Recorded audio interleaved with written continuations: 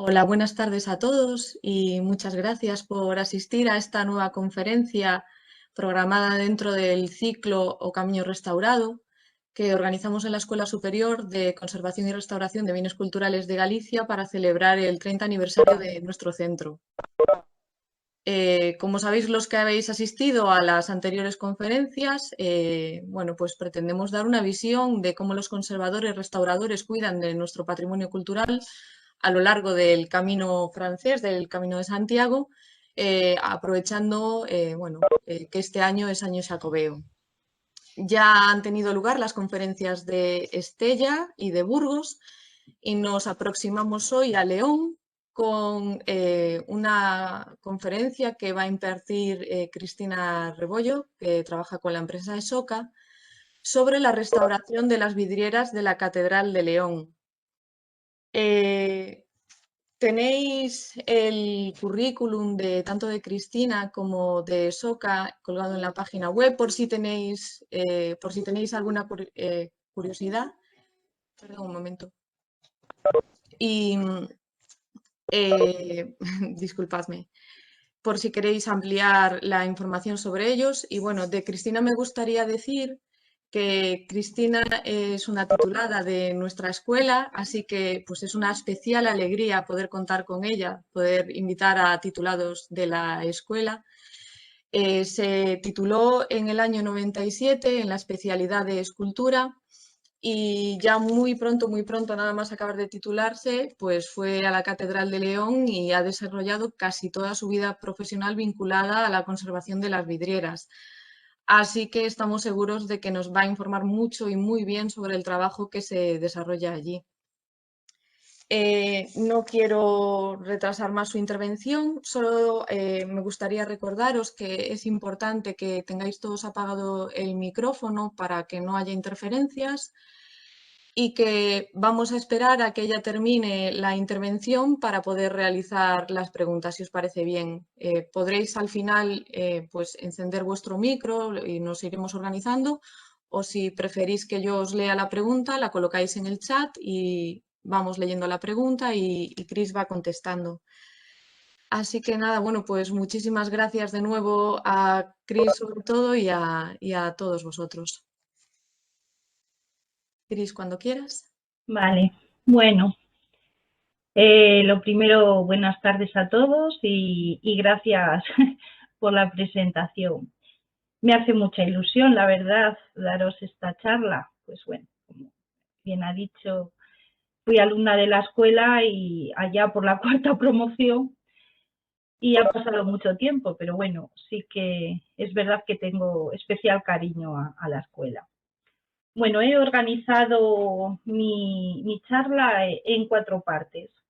Primero os voy a dar unos breves datos históricos sobre la catedral.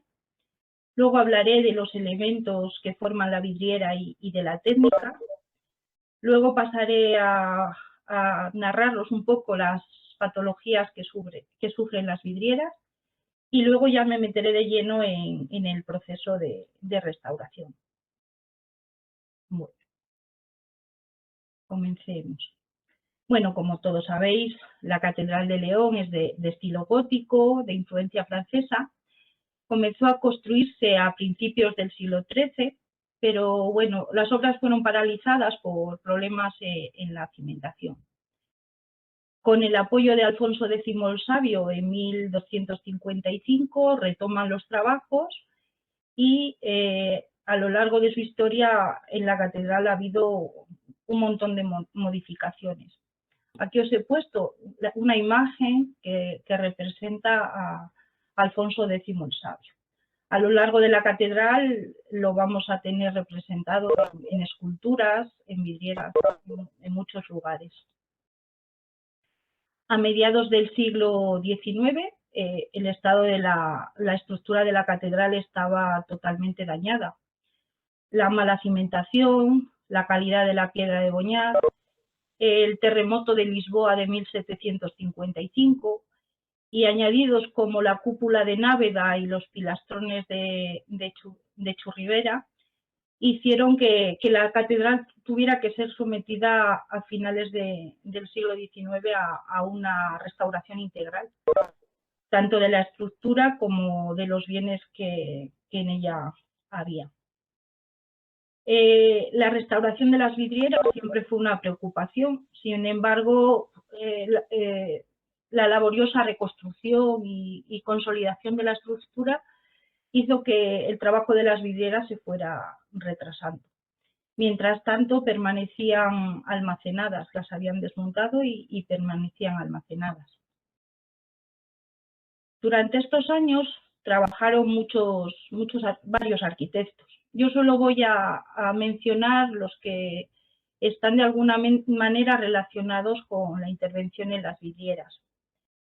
En 1859, Matías Laviña se hizo cargo de la dirección de las obras, realizó los primeros contactos con talleres vidrieros para intentar restaurar las vidrieras, pero no se sabe si por causas económicas o por problemas en la ejecución, las vidrieras, el trabajo de restauración quedó paralizado y simplemente desmontó las vidrieras de la zona de las Tialsú para poder desmontar la cúpula de Návega. Posteriormente, Madrazo se hace cargo de las obras, desmonta los ventanales que todavía permanecían en las fábricas para acometer el cimbramiento de las bóvedas. En 1880, Demetrio de los Ríos es nombrado arquitecto. Él realiza varios estudios sobre el estado de conservación de las vidrieras. Además, realiza varios proyectos, los cuales ninguno fue aprobado, pero sí que es verdad que ayudó y facilitó mucho la tarea a su sucesor, Juan Bautista Lázaro, que en 1892, a la muerte de Demetrio de los Ríos, se hace cargo de las obras. Es nombrado arquitecto, director y comienza una laboriosa tarea en busca de un taller que restaure las vidrieras en León. Realiza varios ensayos con la Casa Mayer en Alemania, con Antonio Rigal en Barcelona. A raíz de estos ensayos, Rigal forma los vidrieros que luego trabajarán en los talleres en León. Para esta restauración había que acometer dos tipos de actuaciones. Por un lado, restaurar las vidrieras que se encontraban más o menos dañadas, y por otro lado, realizar vidrieras en las zonas en las que no existían. Este ventanal es el que actualmente estamos trabajando. En él se conservaban 4 lancetas. 3 de ellas eran de la misma tipología, de 2 personajes por lanceta, y esta lanceta de aquí tenía otra tipología. En la restauración del siglo XIX restauraron estas 3 lancetas. Esta de aquí fue desplazada a otro ventanal y luego acometieron, realizaron los costadillos, que son estas lancetas más pequeñas en el siglo XIX, las tracerías y hicieron esta lanceta. En la zona baja de la nave encontramos los ventanales que estaban tapiados hasta la altura de las ojivas y en ellos habían colocado unas pinturas sobre tabla.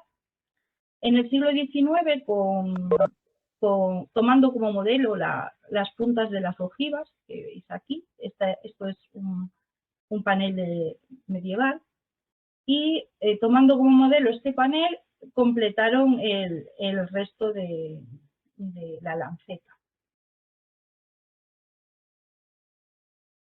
Durante estos años, en la catedral trabajaron y se formaron muchos y muy distintos oficios. carpinteros, herreros, canteros y vidrieros, trabajaron todos con un objetivo común, que era salvar de la ruina la catedral.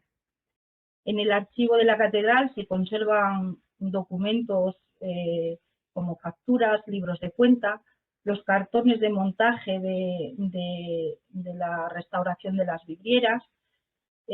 Todo esto nos facilita mucho porque hay dibujos también del estado en el que se encontraban las vidrieras. Nos facilita muchísimo el trabajo. Las vidrieras se distribuyen en 3 alturas, ¿vale? Hay vidrieras en la nave baja, en las capillas absidiales, en el triforio, en el claristorio y luego rosetones. En las torres también hay alguna vidriera. En la capilla de Santiago también hay en la sala capitular y si no recuerdo mal, estas son las que hay. También hay unos 1.800 metros cuadrados de vidrieras. Se conservan vidrieras de muy distintas épocas. Hay vidrieras del siglo XIII, como podemos ver aquí. Este monito pertenece a la famosa vidriera de la Cacería. También hay vidrieras del siglo XIV, que es de las que más abundan, y del XV, esta es del XIV. Este es un detalle de una vidriera del XV. Hay vidrieras del XVI, esta pertenece a la rosa de los padres de la Iglesia, y hay vidrieras del siglo XIX. El programa iconográfico es muy variado y se distribuye en los 3 niveles. Está además jerarquizado en orden ascendente. Así, en la parte baja vamos a tener representaciones del mundo terrenal y según subimos, en la parte más alta van a estar las representaciones del mundo celestial. En la zona de la nave central, en la zona baja, tenemos ventanales con decoraciones vegetales y animales, y en sus rosas vamos a tener representaciones de los vicios, las virtudes, el trivium, el quadrivium. Estos cartones son de Nicolás Flamel.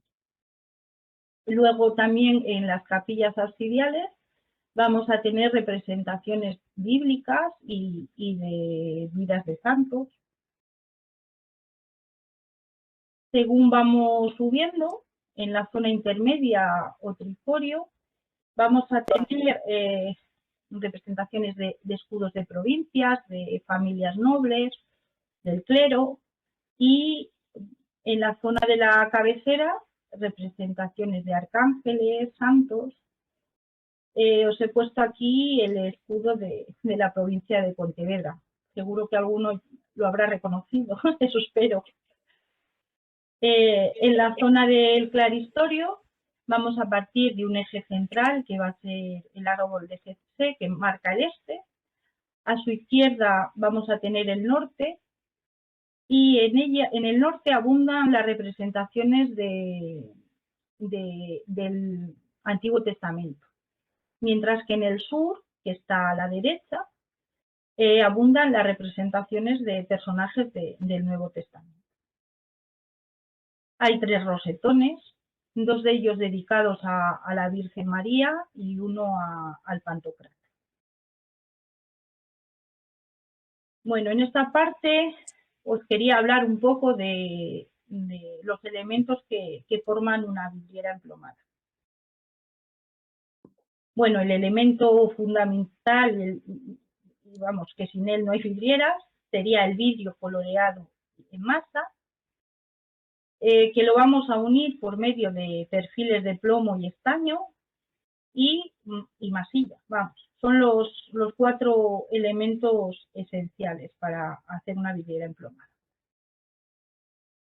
La materia prima para fabricar el vidrio va a ser la arena de sílice. Además, van a necesitar grandes cantidades de madera, por eso habitualmente los centros de fabricación se colocaban cerca de los bosques.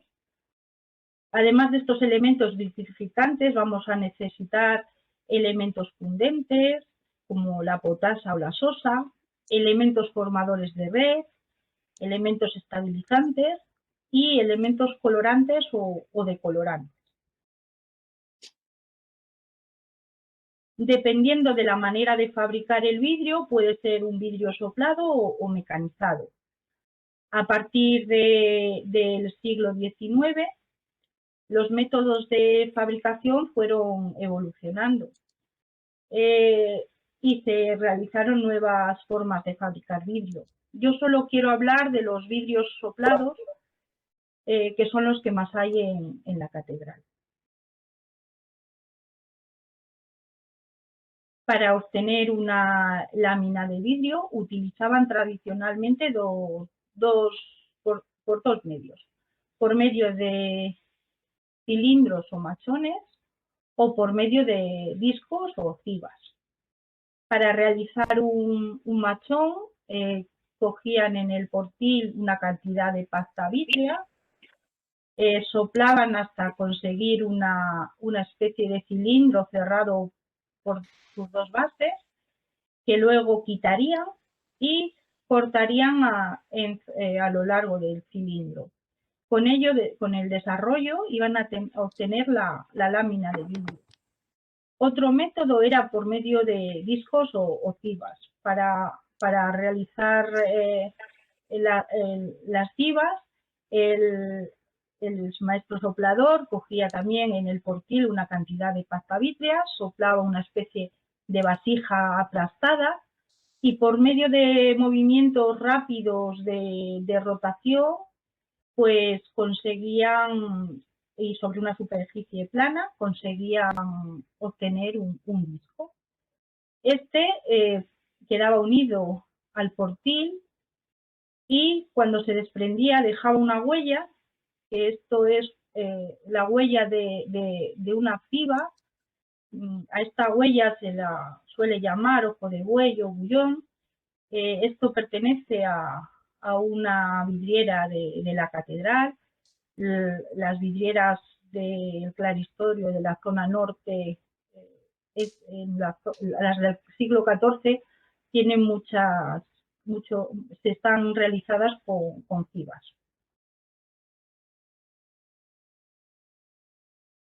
Estos vidrios tenían unas características muy determinadas. Solían ser irregulares en su grosor. Además, podían tener distintas tonalidades. Aquí veis una fiba, la distinto grosor de la zona central a las zonas más estiradas. Esta es la huella que deja la marca de la fiba. Aquí también veis el giro al formarse el vidrio. El elemento que sujeta el vidrio y define el dibujo va a ser el plomo. Se utiliza de distintos calibres para hacer el dibujo. También se utiliza para reparar grietas de vidrio, el caso de esta imagen que veis aquí. Habitualmente estos plomos solían ser más estrechos y se les llama plomos de fractura. Aquí veis los distintos calibres de los plomos. Para fabricar los perfiles de plomo se vertía una colada de plomo en un molde bivalvo del estilo a este. Este creemos que era el que utilizaron en el siglo XIX, pertenece a la catedral, se conserva en la catedral. Una vez fría la colada se extraían los perfiles. Ahora van a tener entre 40 y 50 centímetros, son duros y gruesos. Luego se les quitaba las rebabas y hasta el siglo XVI se estiraban manualmente.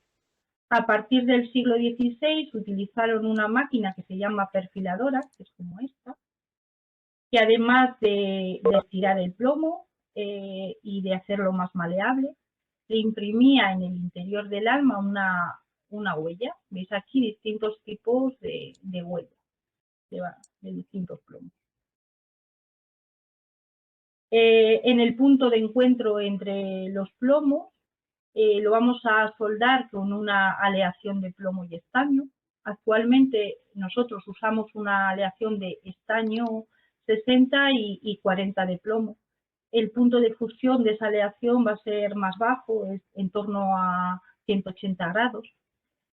Esta composición ha variado a lo largo de la historia. En los tratados vidrieros se habla mucho de las composiciones de los propios plomos, o sea, de los propios estaños. El monje Teófilo en el siglo XII recomienda una aleación de 1 de plomo y 5 de estaño, mientras que Antonio de Pisa, en torno al siglo XV, a principios, si no recuerdo mal, recomienda una aleación 1:1. Para soldar también utilizamos, para que la soldadura rompa la tensión superficial, utilizamos una grasa o una resina. Habitualmente nosotros usamos estearina, aunque bueno, a lo largo de la historia también se ha usado la colofonio.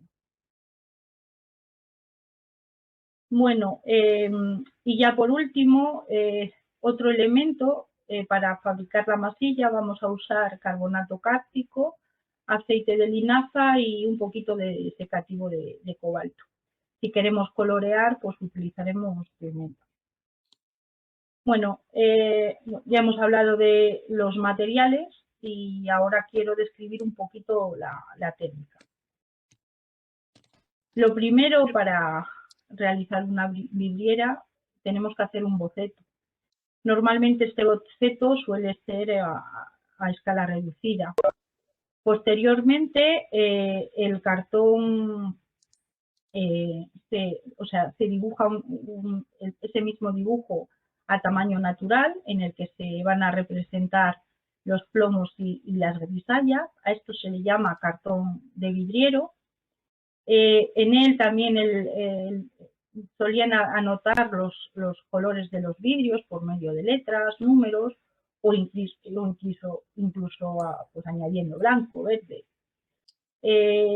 También con el calcando el cartón de montaje, vamos a realizar las plantillas de los vidrios para luego cortar. En origen, los primeros vidrieros, el cartón lo realizaban sobre una tabla o mesa, la cual le aplicaban una capa muy fina de yeso, y en ella dibujaban los plomos y a la vez después emplomaban sobre ella. Esta tabla es de las pocas que se conservan en España. La podemos ver en el Museo de Arte de Girona. Está en torno a 1340 y algo, no recuerdo la fecha exacta.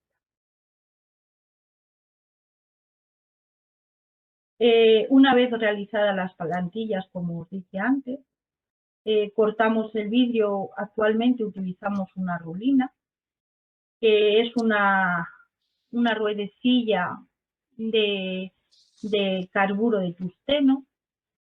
Esta raya el vidrio y de ese modo se corta. A lo largo de la historia se han utilizado distintos métodos para cortar el vidrio.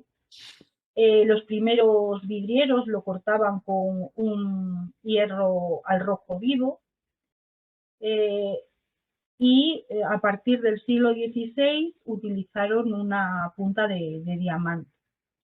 Esta pieza de aquí es una pieza medieval. Como veis, el corte no es limpio. Esta está cortada con lo que decíamos, un hierro al rojo vivo.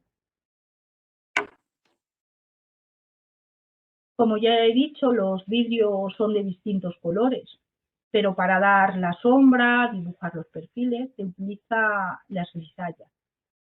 Normalmente se aplican por el interior, aunque también hay veladuras por el exterior. Las grisallas es una pintura vitrificable formada por óxidos de hierro y de cobre, más o menos más un fundente. Generalmente este fundente solía ser óxido de plomo o vidrio molido. Y esto todo se diluye se puede diluir en esencia de trementina o en goma arábiga o en vinagre o en agua, dependiendo del diluyente que queramos utilizar.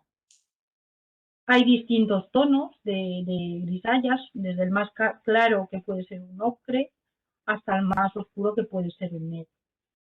Se puede aplicar más o menos diluida dependiendo de la intensidad del trazo que queramos dar, y luego se mete en el horno a cocer a una temperatura entre 500 y 600 grados centígrados. Otra técnica que utilizaban para pintar, esta además modifica el tono del vidrio, es el amarillo de plata. Esta está compuesta por sales de plata, más sólidos portadores, como los ocres o las arcillas. Esto también se diluye para aplicarlo en goma arábiga, en agua, en vinagre de vino, y luego se fija igual mediante la cocción. Mira, aquí os he puesto el vidrio azul aplicándole el amarillo de plata, pues pasa a ser un tono verdoso. Por ejemplo, aquí esto sería un vidrio blanco, que al aplicar el amarillo de plata vemos aquí los trocitos blancos y el resto de color amarillo. Aquí en este visto vemos también aquí una leve huella de amarillo de plata. Luego, dependiendo de la cantidad de sales o dependiendo incluso de la temperatura del horno, va a dar unos tonos u otros.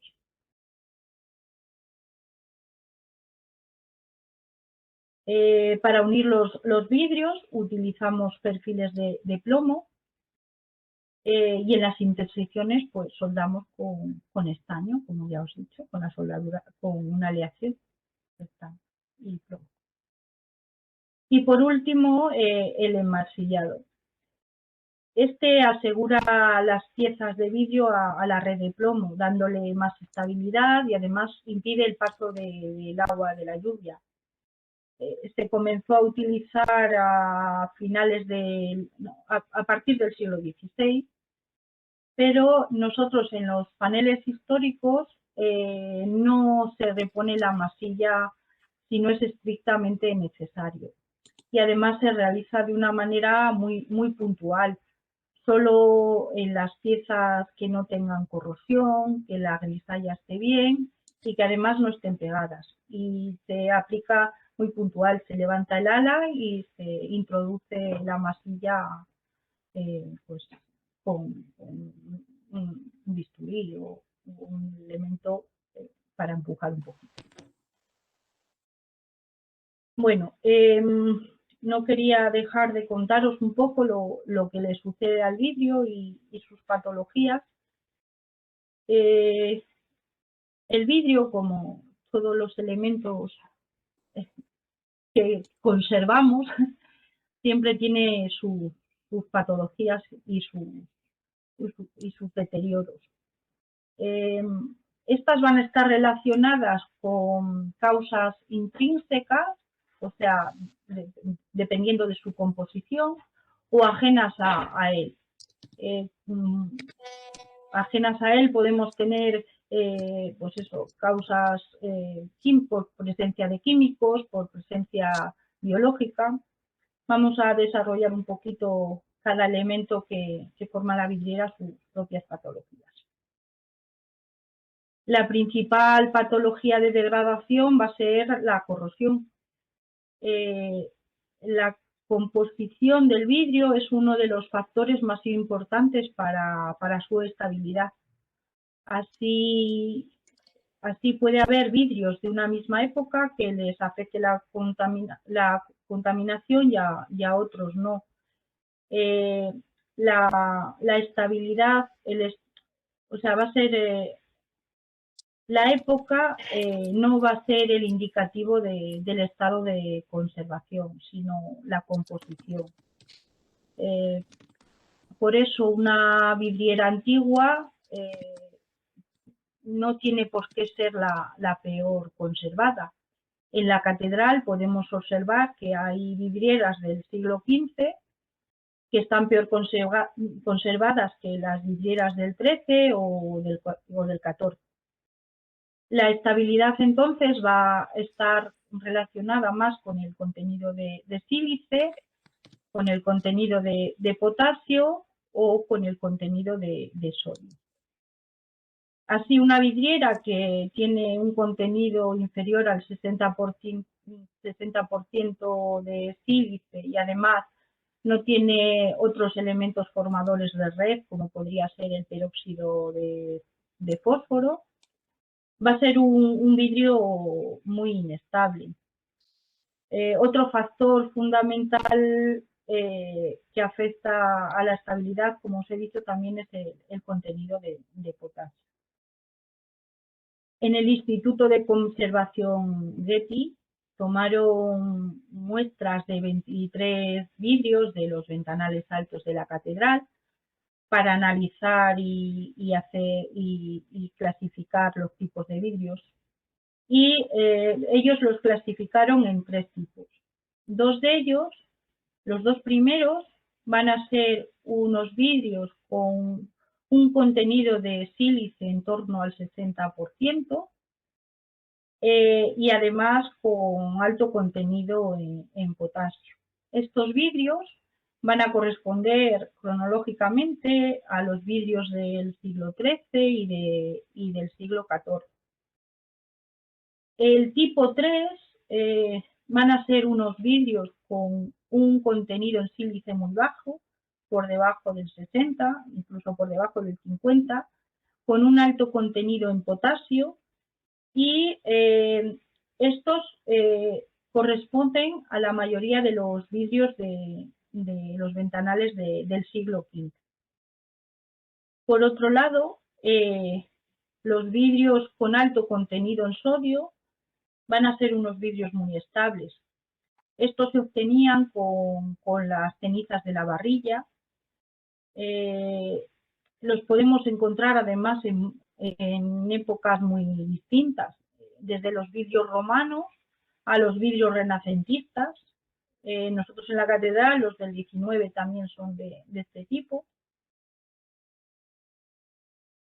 La corrosión habitualmente comienza en las superficies pues rayadas o microfisuradas. En contacto con la humedad, la superficie absorbe el agua y va a quedar hidratada y va a formar una capa de gel de sílice que se disuelven los gases contaminantes. Esto produce una reacción que va a dar el sílice hidratado, sulfatos de calcio, carbonatos cálcicos. Estos precipitan rompiendo la superficie del vidrio, como vemos aquí, y además también se puede manifestar de otras maneras por medio de cráteres más o menos profundos, y lo que va a provocar, aparte de las costras, va a provocar una opacificación del vidrio, va a hacer que la capa superficial sea una capa muy higroscópica, con lo cual se van a repetir los ciclos de húmedo y secado, aumentando de nuevo la corrosión. La degradación del vidrio por contaminación ha sido más intenso en los últimos años. Esto lo podemos corroborar con las piezas sustituidas en el siglo XIX, que se conservan en el fondo vidriero de la catedral, las cuales apenas tienen corrosión en comparación con los paneles que hay en la propia catedral. Otro de los ataques que pueden sufrir los vidrios está provocado por el agua de condensación sobre los vidrios. Esta se deposita normalmente en la parte interna y es aprovechada por los microorganismos como las bacterias, los hongos, las algas, para su desarrollo. Estos producen excreciones a través de su metabolismo, provocando ácidos orgánicos como el ácido sulfúrico o el nítrico y ácidos inorgánicos como el oxálico o el láctico. Estos productos contribuyen a la formación de sulfatos, nitratos y oxalatos de calcio, que son los causantes de la aparición de cráteres, que son muy representativos de los microorganismos, que tienen un círculo más oscuro y círculos concéntricos más claros. Además, van a ser los causantes de opacificar el vidrio, bien por que algunos microorganismos tiñen o incluso a veces lo opacifican totalmente. En el departamento de biodiversidad de la ULE, de la Universidad de León, se han analizado muestras de los ventanales altos de la zona sur por la cara interna y se han localizado presencia de hongos, entre ellos tenemos Penicillium, Clarosporium, bueno, aquí tenemos una buena población. Y en la zona del rosetón oeste, el último que restauramos, también tomaron unas muestras y en ellas caracterizaron cianobacterias, clorofitas. La humedad relativa de León es muy baja, no hemos detectado la presencia de líquenes ni musgo sobre los vidrios. Y por último, para controlar este biodeterioro, pues es importante un control climático de la humedad y de la temperatura, favorecer la ventilación, eliminar en lo posible la materia orgánica sobre los vidrios y aplicar un biocida suave para no dañar el vidrio.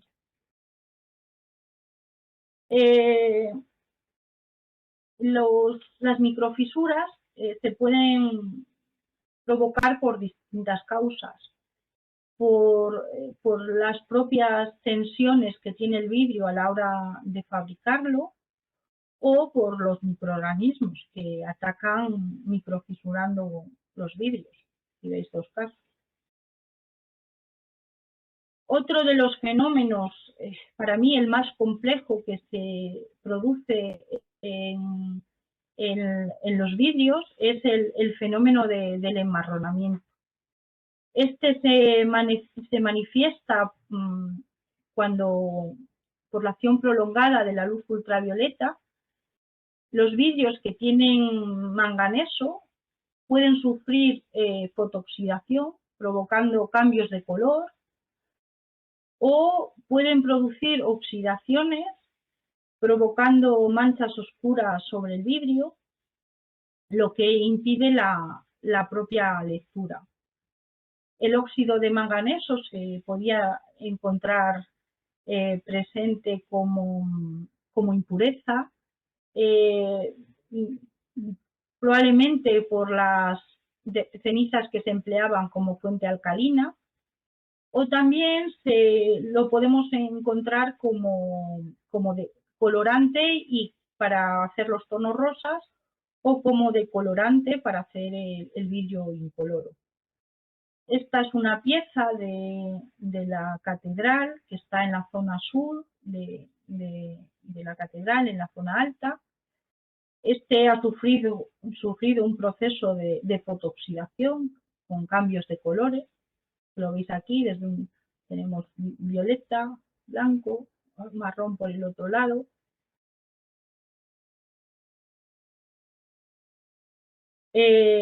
Bueno, los depósitos que suele haber sobre los vidrios, pues bueno, son muy variados, desde capas de polvo acumuladas a lo largo del tiempo, manchas de óxido de los propios elementos metálicos, como los bastidores, las chavetas, las barras de sujeción, o masillas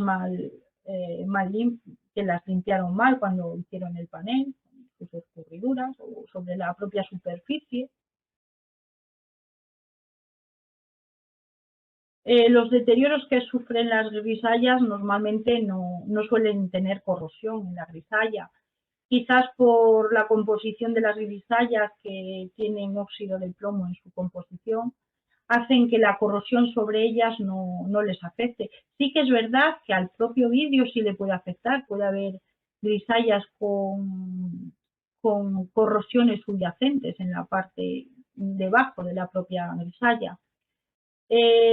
Sin embargo, los deterioros más frecuentes van a ser desprendimientos o craqueladuras o pérdida total de la propia grisalla. Aquí vemos solo la huella de lo que ha quedado, o malas intervenciones, como el caso de esta pieza, o incluso para reaprovechar el vidrio rayaban la grisalla y así volvían a usar el vidrio. Y bueno, lo de las faltas de vidrio, que nunca sabemos cuál es la razón, pero las hay. Habitualmente por impactos que no sabemos quién los provoca. Por otro lado, la red de plomo tradicionalmente era sustituida indiscriminadamente. No se apreciaba su valor histórico. Hoy en día esto no ocurre. Es un elemento esencial que hay que conservar.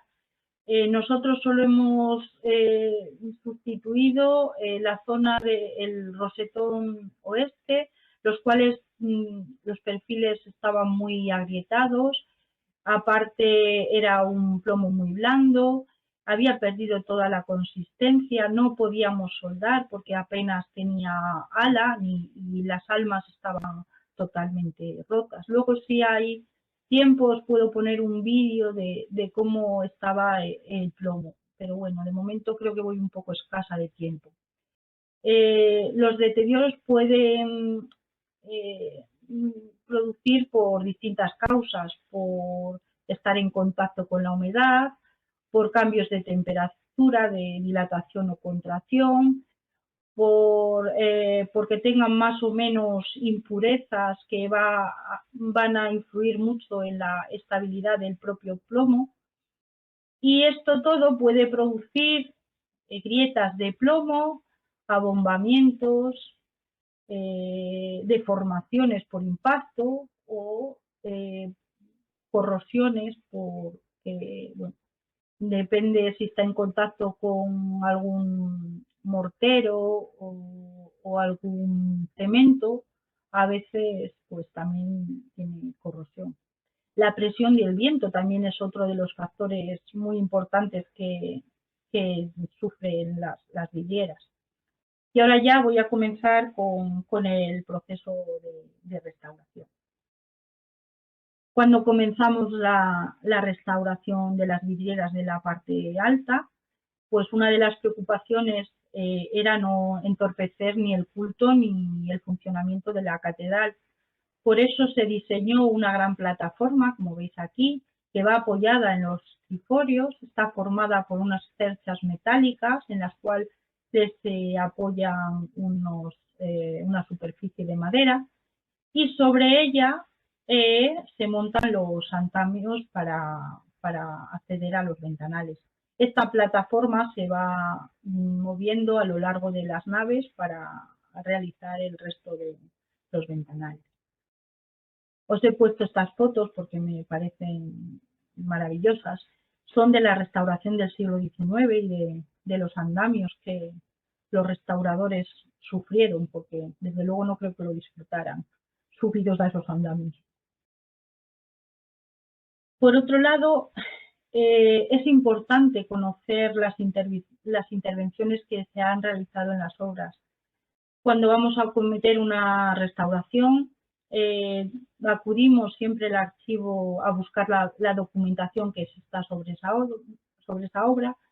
En el archivo se conservan muchos cartones de montaje del siglo XIX, además de los estados de conservación de antes de la restauración. También hay facturas, libros de cuentas. Estos nos proporcionan mucha información.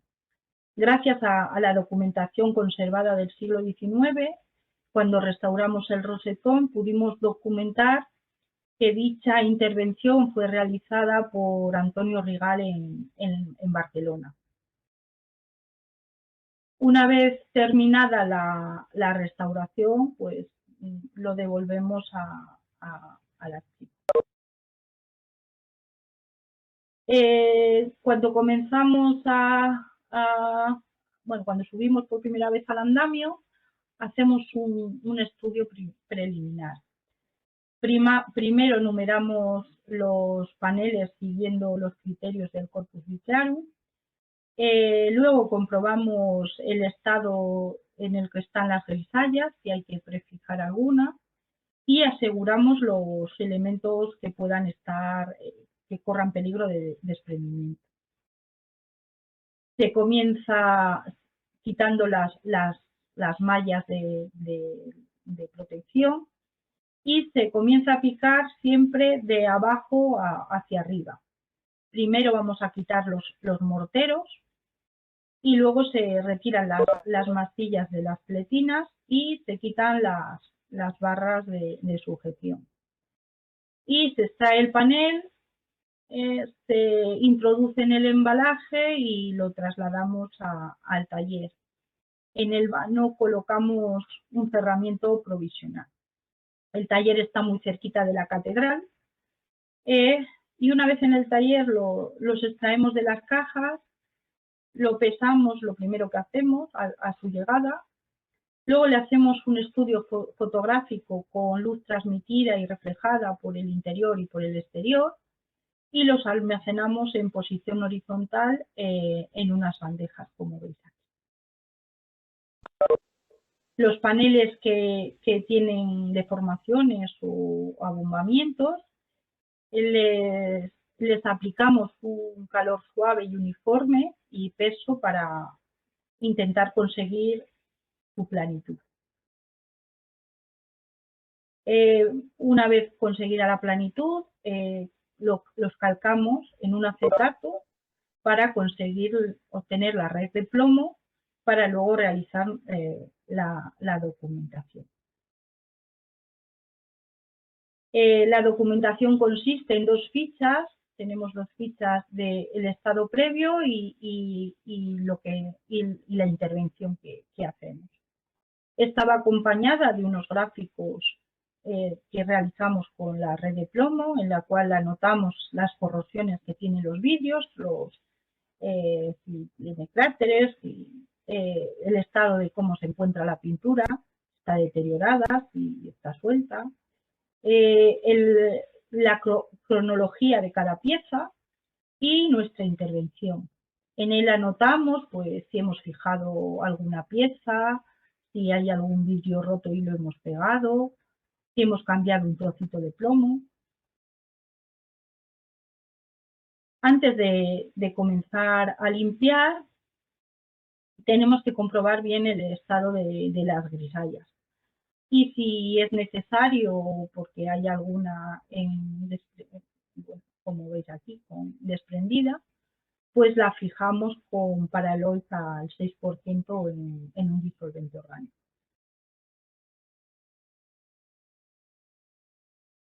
Para acometer la limpieza, lo más importante es conocer los depósitos que vamos a eliminar. Comenzamos con una limpieza superficial con distintos pinceles, alternando luz transmitida y reflejada. Y con las concreciones más duras, pues vamos a utilizar pues bisturís o con medios auxiliares. Y luego pues también realizamos una limpieza con etanol al 50%. Y por último, para eliminar los microorganismos que pudiera haber, pulverizamos isopropanol al 70%. Os he puesto aquí un antes y un después de un panel. Las piezas que están rotas las extraemos para pegar. Para ello utilizamos una cinta adhesiva que unimos provisionalmente las dos trozos de vidrio y después por capilaridad aplicamos el adhesivo, que es una resina epoxídica, y en la zona donde haya pequeñas lagunas, pues también las rellenamos con la resina. Posteriormente, pasadas 24 horas, retiramos las cintas adhesivas y los restos de pegamento.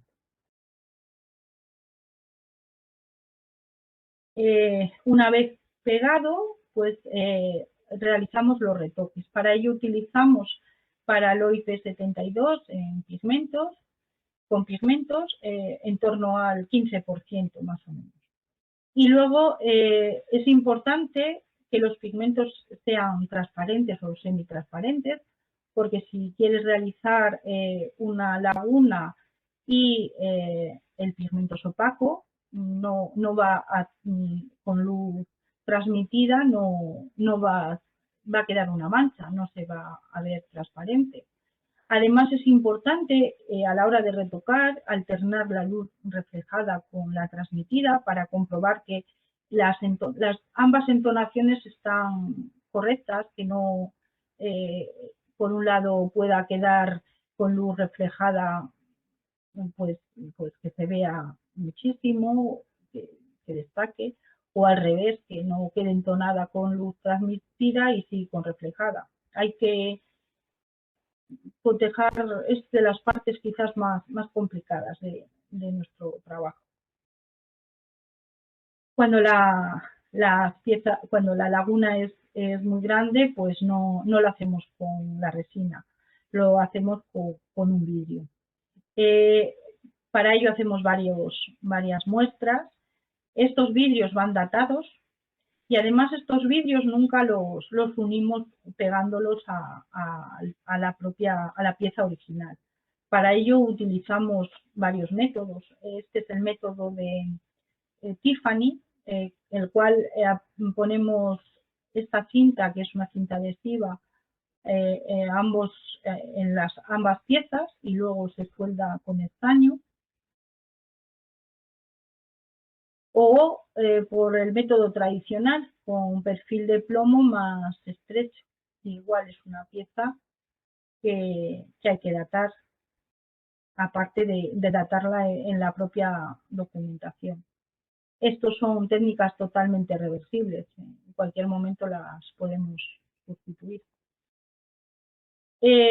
Por otro lado, cuando encontramos un panel en el cual, como por ejemplo esta cara, tiene muchos plomos de rotura, nuestro criterio es la mínima intervención, por ello nunca los retiramos.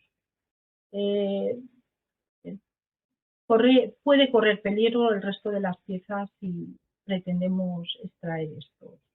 Si está totalmente estable no es necesario. Con los plomos superficiales es como es solo el ala del plomo. Estos pues hacemos de varias maneras, dependiendo de cada momento nos va a pedir una cosa u otra. A veces lo retiramos si no pasa luz a través de la grieta, o otras veces los volvemos a colocar si están en mal estado.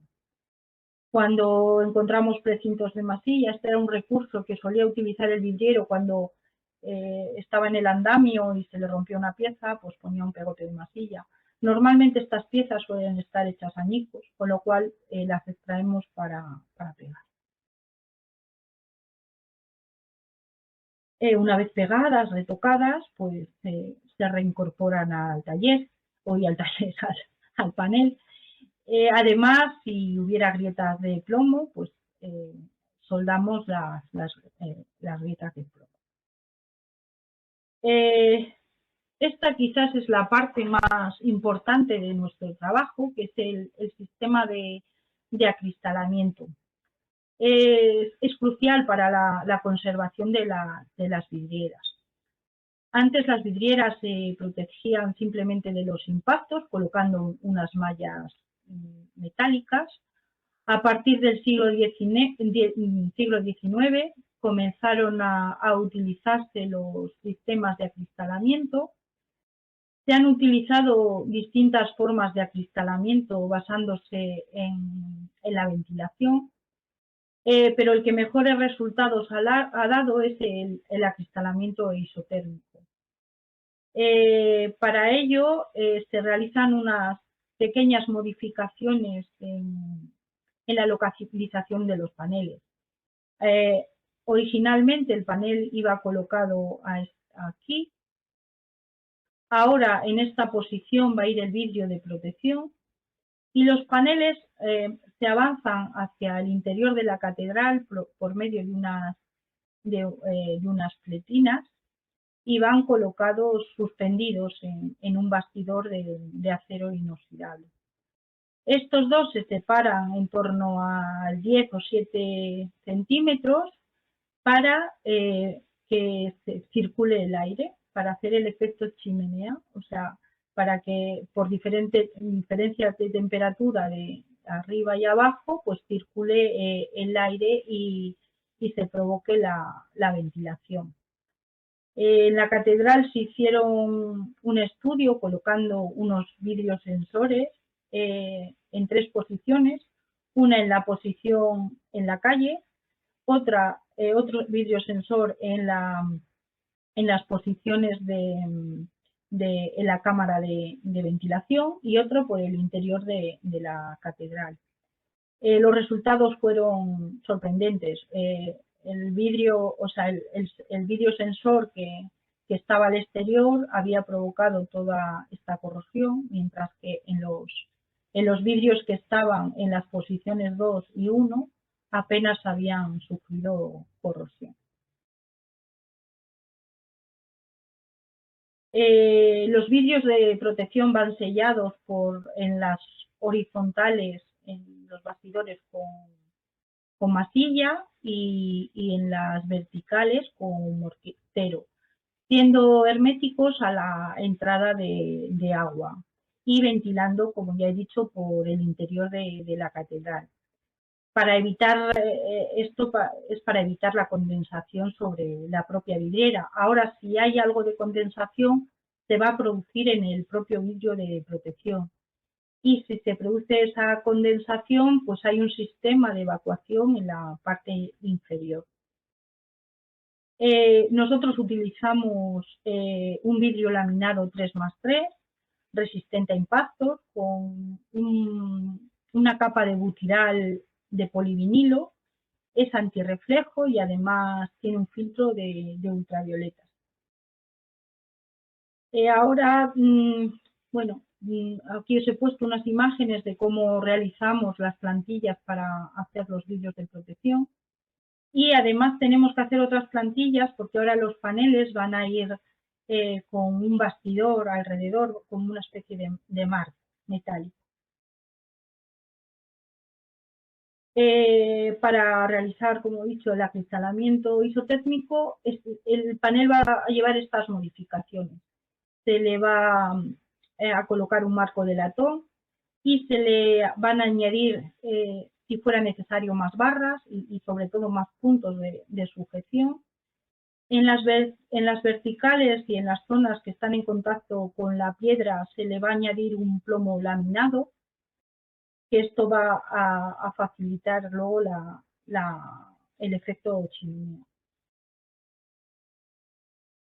Y por último, los paneles regresan a la catedral una vez comprobado en el probador de luz su estado, se vuelven a pesar y regresan en su embalaje.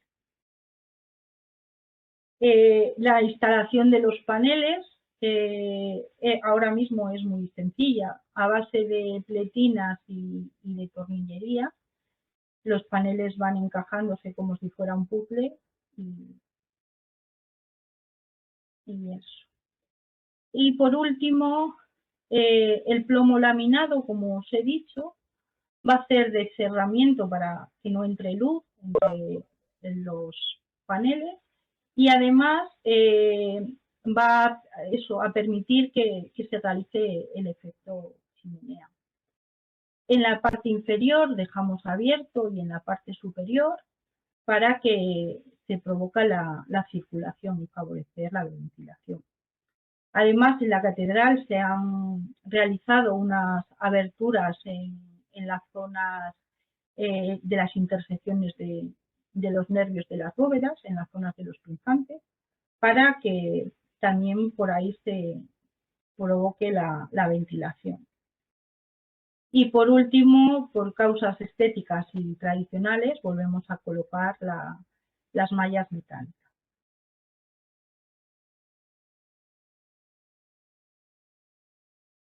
La próxima semana mandaré a la escuela una bibliografía, pero bueno, os he puesto aquí algunos libros que algunos los podéis encontrar, incluso los podéis descargar de la web.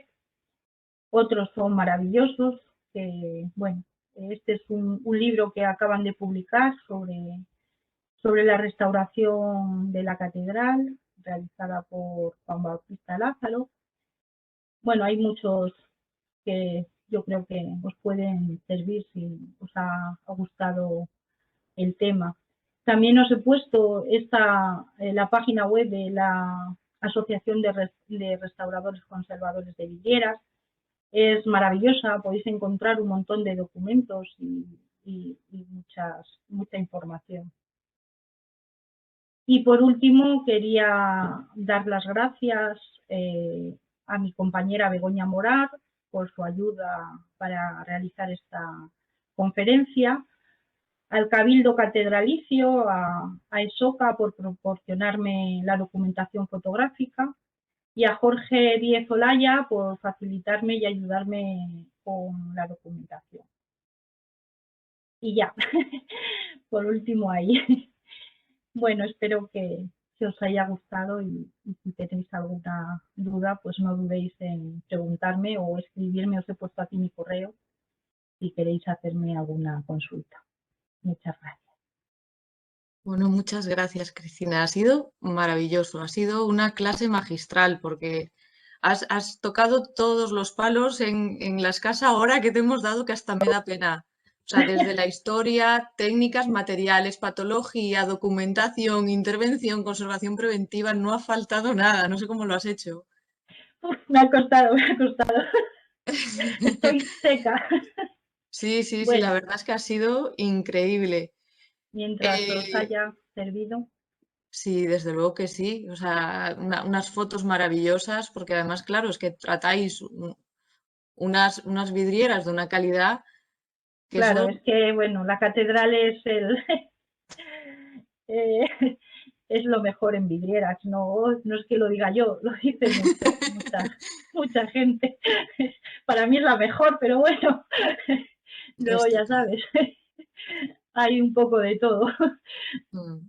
Cada ciudad tira por lo suyo, pero bueno, Bueno, yo está claro que si conociéndolas de como las algo, conozco, puedo decir que son maravillosas. sí, sí, si de algo podéis presumir, desde luego no podemos decir nada, ninguno lo contrario, son las vidrieras de la catedral. Yo no sé si ahora alguno de los asistentes quiere hacer alguna pregunta. Podéis libremente activar vuestro micro si queréis o si no compartirlo a través del chat. Bueno, Es una mira, ocasión. mientras esperamos os voy a poner esta imagen que cómo estaba el rosetón al cual sustituimos el...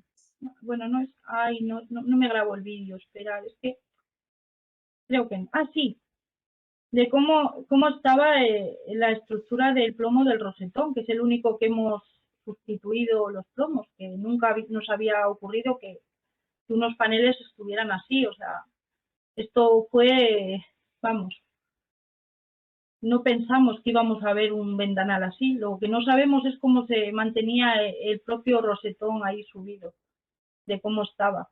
Como veis, casi no tenemos que hacer fuerza a la hora de templomar. Salen los plomos solo con tocarlo. Bueno, eso era... Lo había puesto por si me daba tiempo. Bueno, y qué locura la extracción de su sitio, ¿no? Del rosetón, Uy, con esa ese tuvo que delicadeza. ser, vamos, yo no me encargo de esa parte, pero vamos, Primitivo, que es el que lleva toda la vida con nosotros, picando las vidrieras, extrayéndolos de la catedral, madre mía, tuvo que sufrir mucho con el rosetón. No me extraña. Mira, una pregunta de una profe de la escuela, de Cristina Montojo. Hombre, Pregunta si se Cristina, protegen los plomos después de la limpieza. ¿perdona? Que si se protegen los plomos después de la limpieza. Claro, no, se protege todo con el sistema de acristalamiento. Ahora la vidriera va a ser está como musealizada, está dentro de la catedral, no le va a afectar ya ni la lluvia, ni el viento, ni a los vidrios, ni al plomo. O sea, ahora realmente está como musealizada realmente lo que es la vidriera. No le aplica, además el plomo apenas sufre corrosión, nada más que en las zonas que está en contacto con el mortero, que suelen ser los dos plomos de los laterales del panel, son los que sufren esa corrosión. Normalmente el plomo es muy estable, crea una pequeña capa de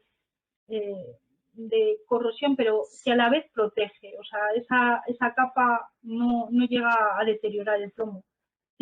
Además, procuramos no dañarla cuando los limpiamos, porque sabemos que esa capa está protegiendo al propio plomo. Ujú.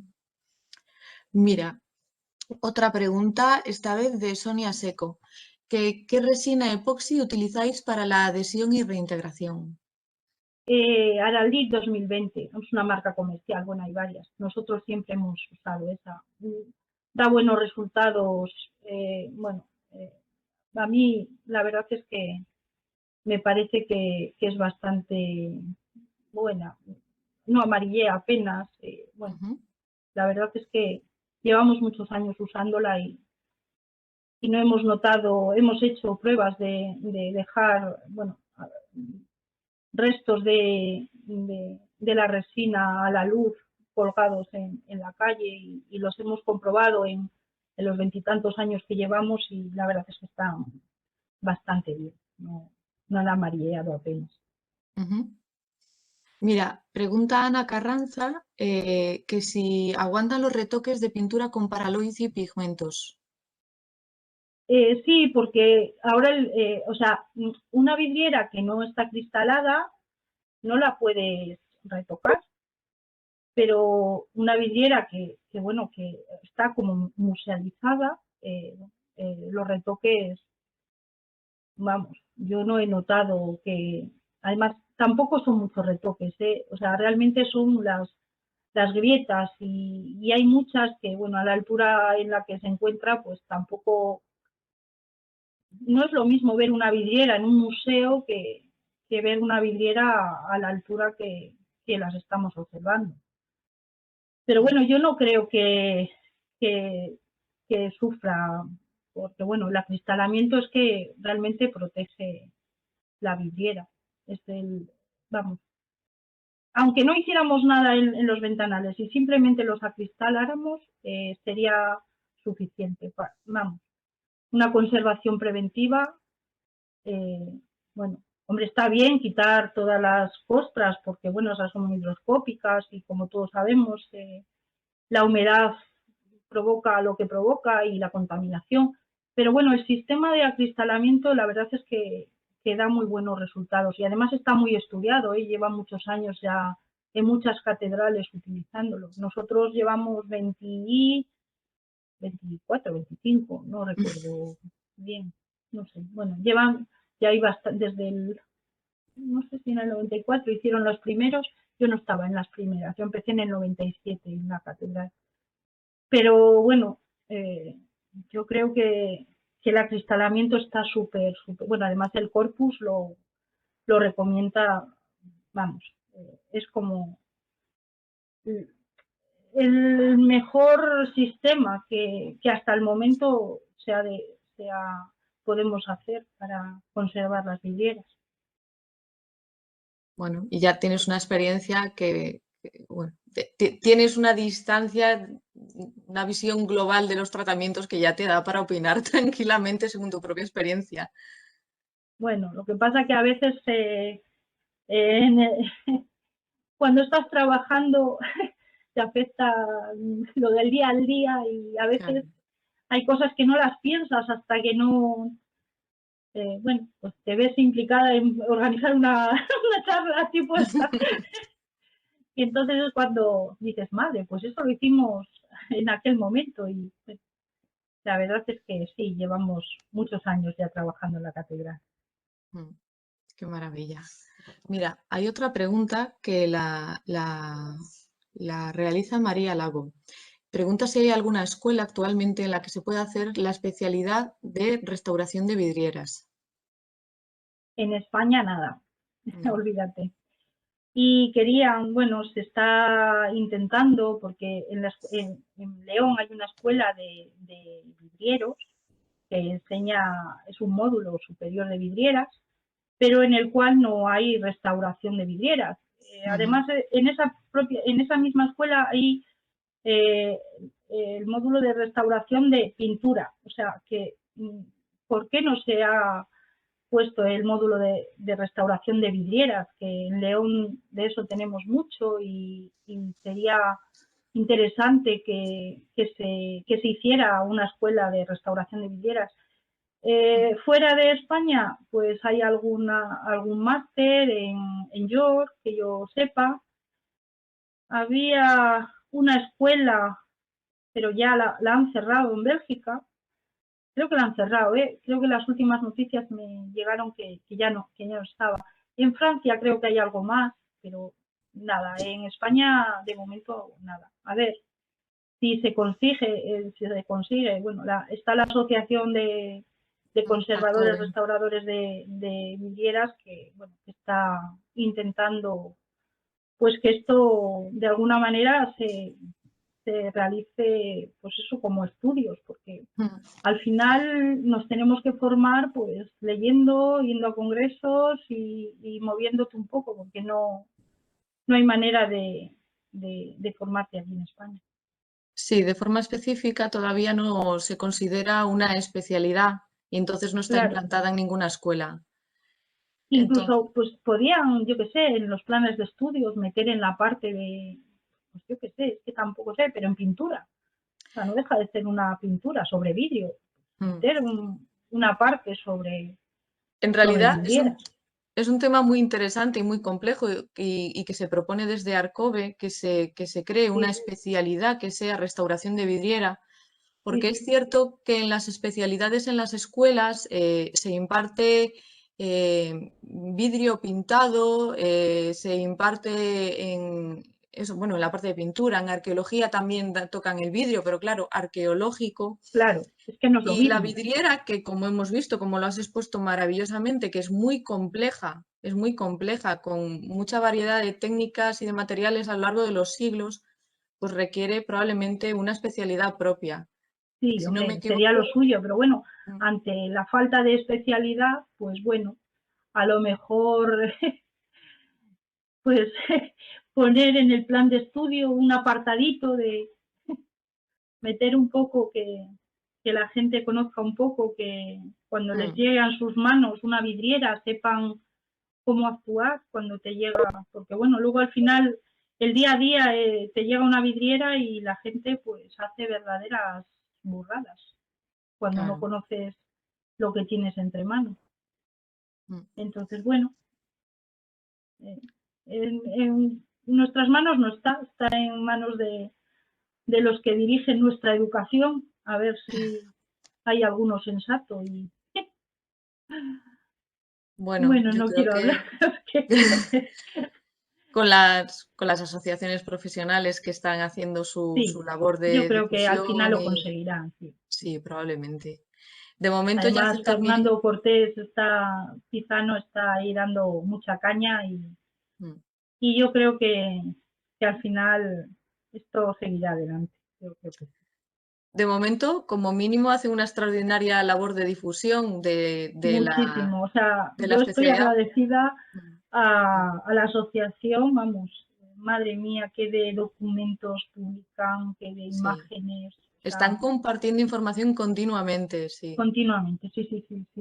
Mm. Es maravillosa la página. Os invito a que la conozcáis los que no la conozcáis, porque ahí podéis encontrar documentos, bueno, que la verdad están súper claros, organizados y muy bien, muy bien.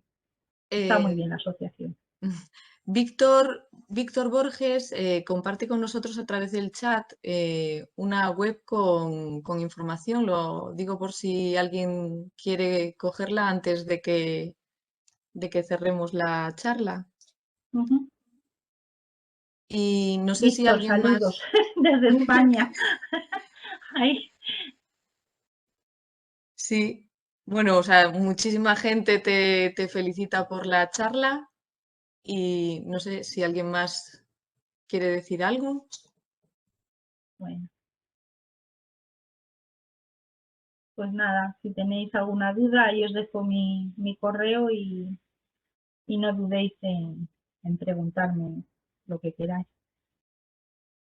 Muy bien. En los próximos días subiremos esta charla, como las anteriores, al canal de YouTube de la escuela.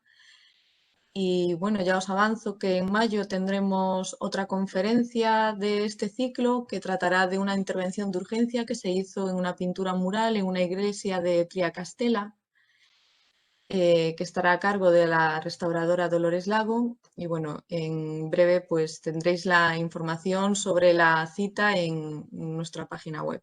Así que bueno, espero que nos acompañéis nuevamente en la siguiente charla. Y nada, pues muchas gracias de nuevo a Cristina, a Esoca, al Cabildo de la Catedral y a todos vosotros por asistir y acompañarnos. Sí, venga, hasta Bueno, luego, gracias. chao.